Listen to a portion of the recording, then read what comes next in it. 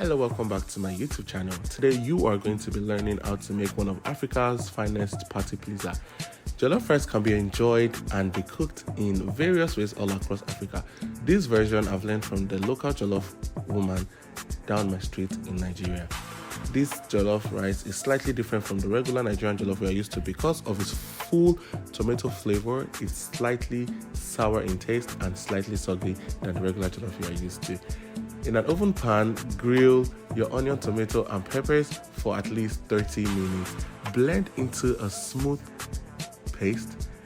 Go ahead and add some oil into a pot and fry some white onions.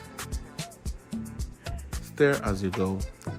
Add some curry and thyme and also some ginger paste. If you have raw ginger, you could go ahead and blend your raw ginger. Add some white pepper to be able to give it a lush taste. And when your onions is that brown, you go ahead and add your tomato paste and stir for at least 5 minutes and cover to cook for at least another 5 to 7 minutes. Go ahead and stir because you started the boiling process already. Pepper mixture.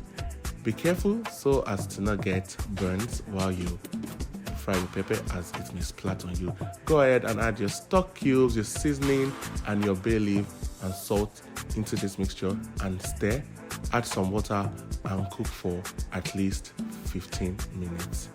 Once it's cooked, add your rinsed rice into this pot and stir. As you can notice, I stir with the back of my spoon and I added some water. Cover with a foil and cook on low heat for at least 40 minutes. After 40 minutes, guys, I am going to be stirring my rice with the back of my spoon, and voila, there you have your street Nigerian jollof rice with its full flavor.